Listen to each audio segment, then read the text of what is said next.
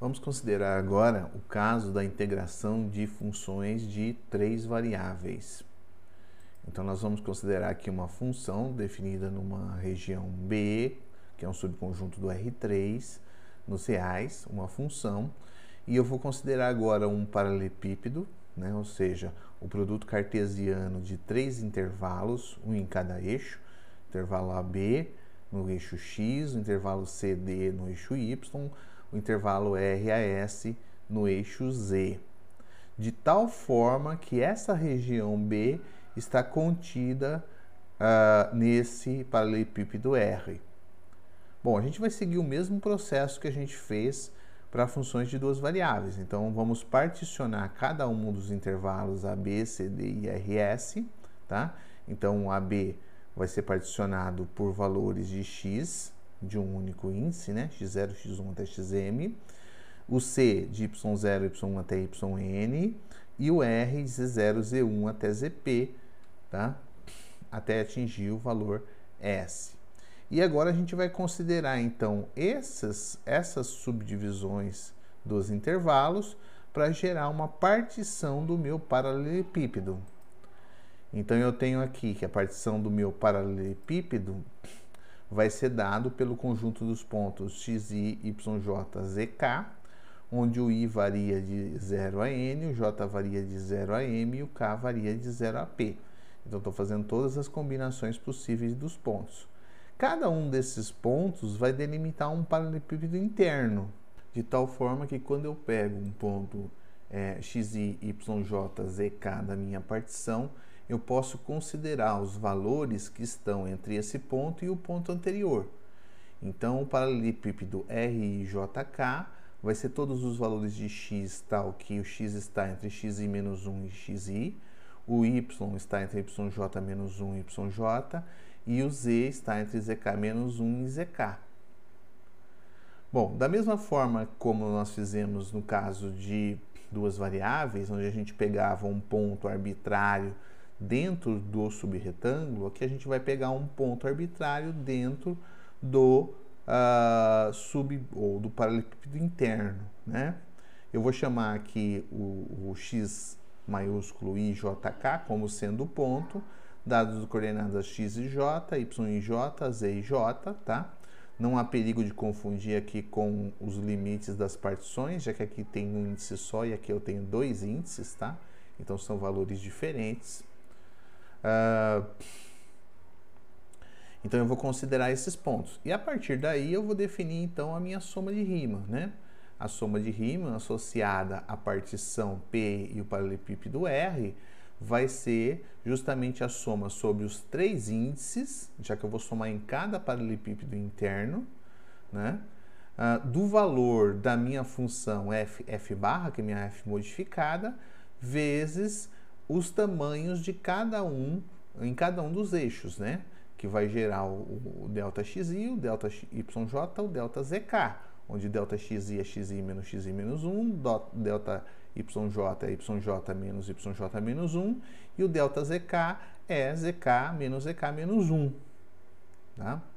A função f barra é justamente aquela função que vai descrever o meu conjunto B, né? Ou seja, a f barra do ponto interno x e jk é o f do x e jk se o x e jk pertencer ao domínio B e 0 se não pertencer, para não acrescentar nada à minha soma de Riemann. Tá? Uma forma simplificada de escrever essa somatória é considerar que isso aqui tudo forma um volume, né? Um volume referente à posição em JK, tá? E então a gente pode escrever todo esse produto aqui como sendo um ΔV maiúsculo e JK. E o ΔV e JK é justamente o ΔXi vezes o delta de YJ vezes o delta de ZK. Definida a soma de Riemann para uma função de três variáveis, agora a gente pode definir então a integral tripla de f na região B. Então a integral tripla de f na região B, que a gente vai indicar por integral tripla na região B da função f dx, dy, dz, ou integral tripla na região B de f de x, y, dv, que é uma notação também um pouco mais simplificada, né? ao valor dado pelo limite quando eu faço o meu ΔV, os meus ΔVs tenderem a zero, tá?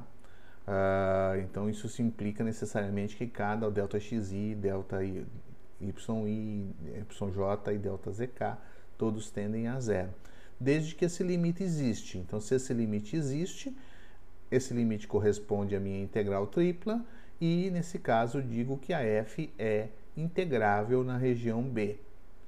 Novamente, trabalhar com essa definição de limite, ela é importante do ponto de vista matemático, mas ela não é muito útil quando a gente precisa realizar a integração de uma função. Portanto, o que a gente vai considerar aqui é um teorema, equivalente ao teorema de Fubini, né? Em que a gente tem agora a função contínua no retângulo, tá? Correspondente.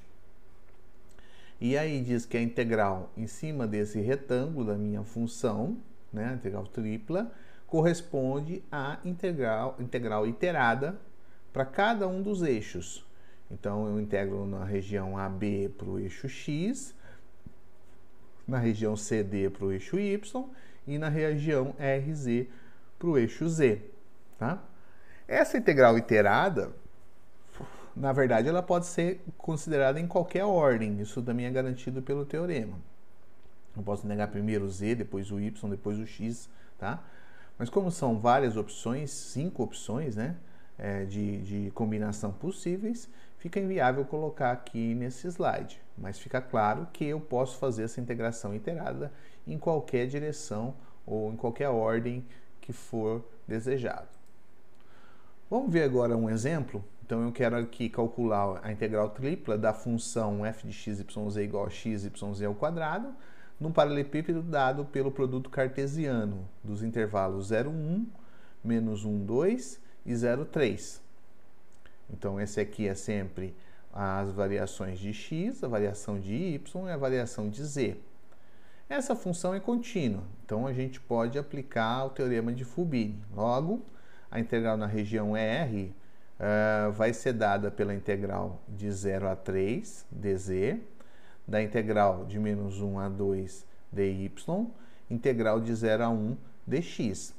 Veja como nesse caso aqui da integral tripla, na dupla também, né, é fundamental indicar a ordem de integração, tá? Então você não pode esquecer de indicar aqui qual é a ordem de integração que você está realizando, né? Muita gente em uma variável tem costume de desaparecer com o diferencial, e isso não pode, tá? Então você tem sempre que indicar a ordem de integração. Bom, vamos integrar primeiro aqui, já que isso é uma integral iterada, eu vou fazer primeiro a integral interna. Então, eu vou integrar em relação a x. Integrando em relação a x, y e z são como constantes. Então, eu estou integrando x, fica x ao quadrado sobre 2. Como a constante está multiplicando, ela continua multiplicando aqui. Só que eu preciso aplicar no intervalo de 0 a 1. Então, aplicando no intervalo de 0 a 1, lembrando que eu integrei em relação a x, então é o x que vai ser substituído, tá? Quando eu substituir 1 aqui, vai ficar yz ao quadrado sobre 2, menos, substituindo 0, vai dar 0, então menos 0. Por isso eu não coloquei aqui, deixei só yz ao quadrado sobre 2. Agora eu vou fazer de novo, a segunda integral correspondente ao y, e nesse caso é a mais interna, né, que eu tenho aqui. Então, integrar em relação a y, novamente z ao quadrado sobre 2 é como uma constante. Então, integrando em relação a y, vai dar y ao quadrado sobre 2. Como já tem um 2 aqui, vai dar y ao quadrado z ao quadrado sobre 4, aplicado de menos 1 a 2. Então, nós temos aqui, ó, y ao quadrado z ao quadrado sobre 4, aplicado de menos 1 a 2. E tudo isso está dentro da integral de 0 a 3 com relação a z. Substituindo aqui o 2, vai dar 4z ao quadrado sobre 4 e menos, substituindo menos 1 aqui dentro, como é menos 1 ao quadrado, vai dar 1. Então, vai dar menos z ao quadrado sobre 4. Portanto, aqui sobra 3 quartos de z ao quadrado. O 3 quartos é constante, tirei para fora da integral. Então, ficou 3 quartos da integral de 0 a 3 de z ao quadrado dz. Integrando z ao quadrado dá z ao cubo sobre 3, z ao cubo sobre 3, mas está multiplicando por 3/4, vai simplificar o 3 aqui. Então vai ficar z ao cubo sobre 4, aplicado de 0 a 3. Quando eu aplicar 3, dá 27/4, menos, aplicando 0, 0 sobre 4, então dá 27/4. Portanto, a minha integral dessa função na região indicada, nesse paralelepípedo, deu 27/4.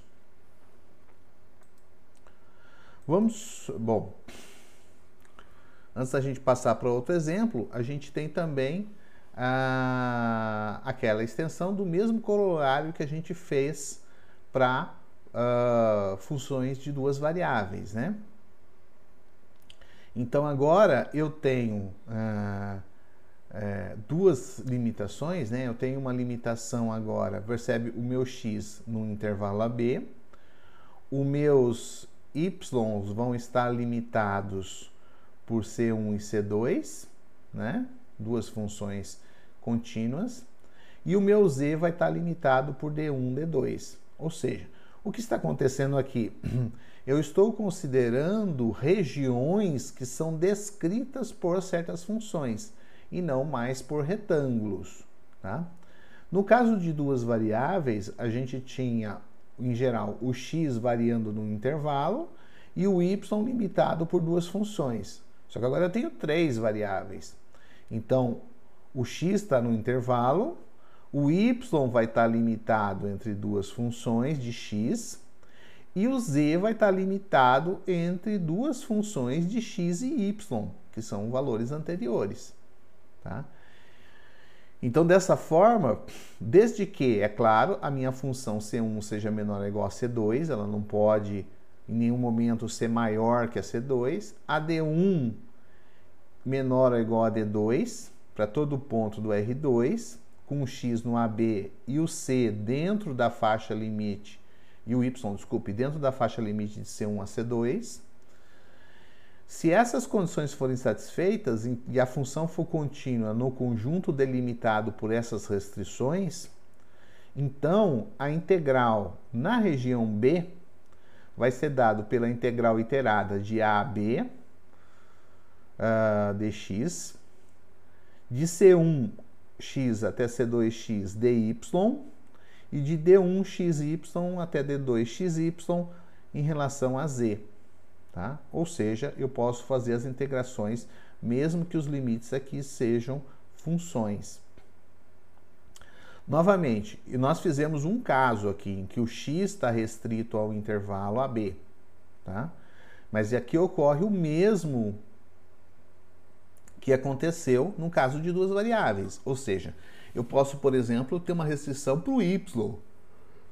Eu posso ter o y num certo intervalo AB e o x limitado por duas funções de y.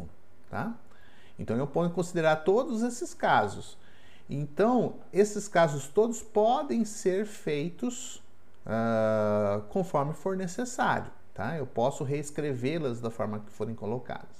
Nós não vamos fazer um corolário para cada um dos casos, né? Porque são muitos casos, aí seriam muitos corolários muito parecidos de forma semelhante. Mas o processo é exatamente o mesmo, você só troca as variáveis de nome.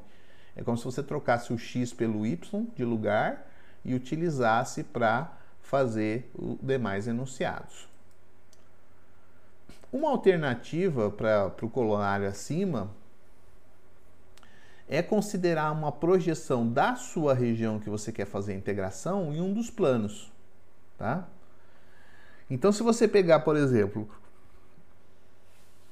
a projeção no plano XY, você vai ter um conjunto dado por pontos do R2, tá? Porque é tudo no ponto XY, né? Então, a componente terceira seria aqui 0, mas eu estou simplesmente considerando que é o R2. E o x pertencente a um certo intervalo e o y restrito de C1 até C2. E dessa forma, o seu conjunto B vai ser descrito por essa projeção, ou seja, vão ser os pontos x, y, z pertencentes ao R3, tá? Que eu não coloquei aqui por falta de espaço. O z está entre D1 de xy e D2 de xy, e o meu xy está na minha projeção K, no plano XY, tá? E quando você tem essa consideração, você observa que a integral tripla na região B nada mais é do que a integral dupla na projeção K da integral de D1 até D2 de f em relação a z. Tá? Ou seja, a gente reduziu isso aqui para o caso de duas variáveis. Isso é interessante sobre algumas situações, como a gente vai ver num exemplo logo a seguir.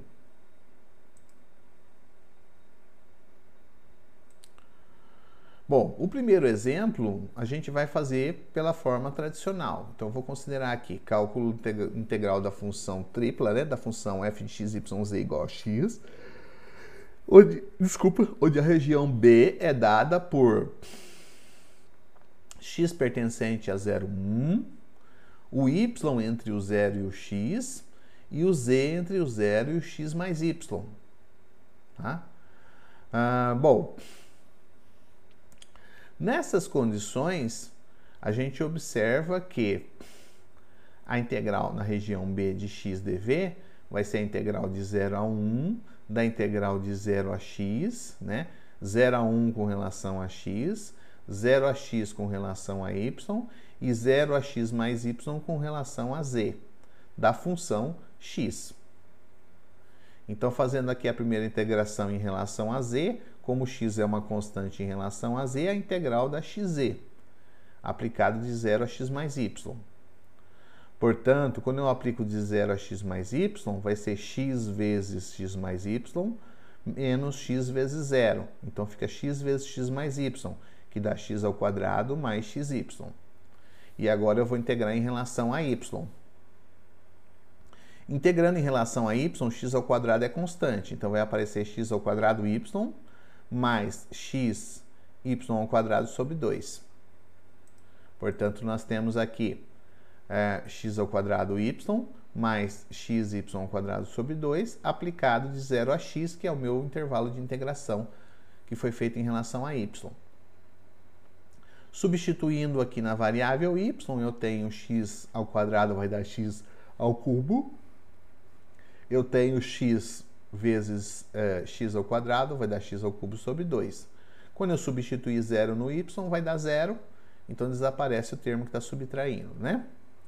Bom,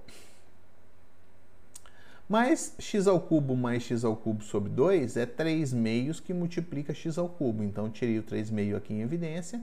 Ficou a integral de 0 a 1 de x ao cubo dx. Isso, a integral de x ao cubo é x à quarta sobre 4, multiplicado por 3 meios, dá 3x à quarta sobre 8, aplicado de 0 a 1. Quando eu aplico 1, dá 3 oitavos. Quando eu aplico 0, dá 0. Portanto, o resultado aqui deu 3 oitavos. Então, a integral na região B dessa função é o valor 3 oitavos. Bom, uma definição aqui bastante útil é de volume de uma região B, né? Então, o volume de uma região B vai ser a integral tripla da função constante igual a 1 no meu volume, tá? Meu dv. Então, essa integral corresponde exatamente ao volume da minha região B. Aqui é o mesmo raciocínio que a gente fez para o caso de área, né?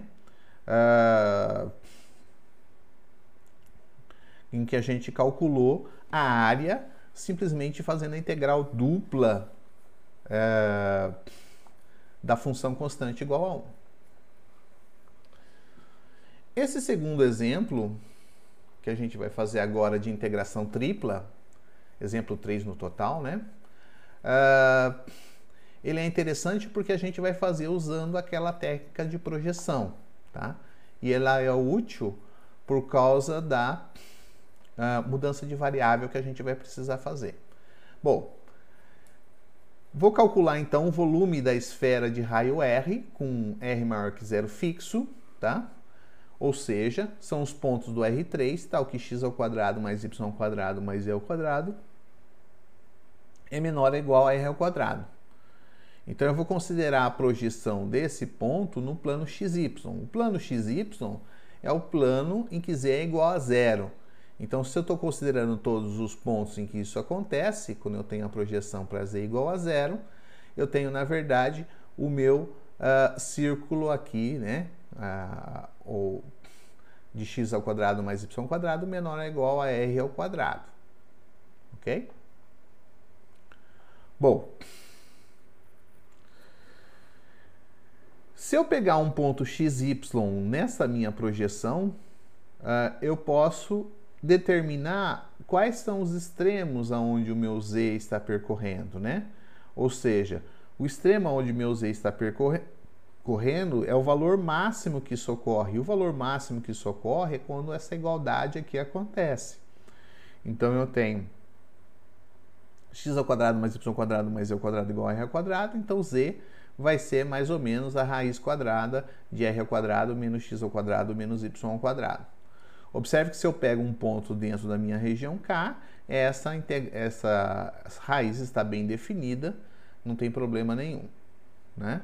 Portanto, o conjunto B são os pontos x, y, z, tal que o z está entre menos a raiz quadrada de r ao quadrado menos x ao quadrado menos y ao quadrado e mais a raiz quadrada de r ao quadrado menos x ao quadrado menos y ao quadrado. E o ponto xy está na minha projeção K. Então, o volume da esfera de raio R vai ser a integral na região K, né? Seria integral tripla, mas agora eu estou passando para uma integral dupla, né? Então, eu tenho a integral dupla na região K, do z variando de menos a raiz dessa função até mais a raiz dessa função dz, porque é um que eu estou integrando aqui, né? Quando eu integro 1, eu tenho exatamente z. Então, substituindo o valor, vai ser este menos este valor que já é negativo. Então, vai ficar duas vezes a raiz de r ao quadrado menos x ao quadrado menos y ao quadrado dy dx. Agora, eu vou fazer essa integração dupla. Para fazer essa integração dupla, eu vou fazer uma mudança de variável. Vou mudar para coordenadas polares para simplificar essa minha expressão. Ok? Então, integrando aqui, mudando para coordenadas polares, lembro que o x é igual a r, né? Nós temos aqui o x igual a ρ cosseno θ e o y igual a ρ seno θ. Então, quando eu faço a substituição aqui do x e do y, eles vão dar exatamente ρ ao quadrado, como está negativo, menos ρ ao quadrado, tá? Então, além disso, como eu estou considerando que o meu K é o círculo de raio R, significa que o meu ρ vai variar de 0 até R, tá? E o meu ângulo vai variar de 0 a 2π, porque eu estou pegando o círculo inteiro. Portanto, essa integral aqui corresponde exatamente à integral de 0 a R, de 0 a 2π, de duas vezes a raiz de r ao quadrado, e isso aqui vai dar menos ρ ao quadrado. E o ρ de θ de ρ vem justamente da minha mudança de variáveis, que é o jacobiano, né? O módulo jacobiano aqui. Portanto, nós temos o seguinte, eu vou integrar isso aqui com relação a θ primeiro. Eu observo que, na verdade, o θ aqui não aparece. Isso aqui é tudo uma constante, tá? Então, eu posso tirar para fora da integral, porque é uma constante. Então, ficou duas vezes a integral de 0 a r da função ρ raiz de r ao quadrado menos ρ ao quadrado, vezes a integral de 0 a 2π de dθ. Integral de 0 a 2π de dθ vai dar θ, que eu vou substituir 2π menos 0. Então, vai dar 2π. Como é constante, vou tirar aqui para fora das integrais, vai ficar 4π, tá? E sobrou exatamente a integral de ρ raiz de r ao quadrado menos ρ ao quadrado de ρ. Bom, mas para fazer essa integral, o que eu observo aqui, ó, observe que isso aqui é uma integral de uma variável, né? Então, a minha função, o meu ρ, a minha variável ρ que aparece aqui ao quadrado, aparece aqui fora. Então, isso aqui tem toda a cara disso, e a derivada disso é aproximadamente isso, né? Só faltam 2 aqui, ó, tá? Portanto, isso aqui corresponde à ideia que a gente tem da regra da cadeia, né? Então, observe que Se eu pegar essa função r ao quadrado menos rho ao quadrado elevado a 3 meios dividido por 3, na hora que eu derivo ela em relação a rho, derivada parcial, vai ficar menos 1/3 aqui, derivar isso aqui vai ficar 3 meios, multiplicado, né? Não vou subtrair 1 aqui, vai dar meio, que é a raiz quadrada. Então aparece a raiz quadrada de r ao quadrado menos rho ao quadrado, e pela regra da cadeia, quando eu derivo em relação a rho, vai aparecer menos 2 vezes rho. Simplificando aqui o 3, o 2 e o negativo, vai sobrar exatamente rho raiz de rho ao quadrado, r ao quadrado menos rho ao quadrado, que é o termo que eu tenho aqui dentro para fazer a integração. Portanto, essa integral aqui vai ser essa função aplicada de 0 a r. Então, nós temos aqui essa integral que eu quero calcular, vai ser 4π, aquela função que eu usei para fazer a derivação com relação a ρ, né? Aplicado de 0 a r. Quando eu aplico r, aqui vai dar r ao quadrado menos r ao quadrado, então dá 0, então dá menos 0. Depois seria menos, mas como já é negativo aqui, fica positivo, né? Então fica mais. Quando eu aplico ρ igual a 0, vai dar r ao quadrado. Mas r ao quadrado elevado a 3 meios vai dar r elevado ao cubo. R elevado ao cubo sobre 3. Bom, eu tirei o 3 aqui em evidência, né? R ao cubo. Portanto, eu cheguei que isso aqui vai ser 4π r ao cubo sobre 3. E esse é o volume da esfera de raio R. Exatamente o que a gente já sabia, né? Então, confirmando aí que a técnica funciona perfeitamente bem.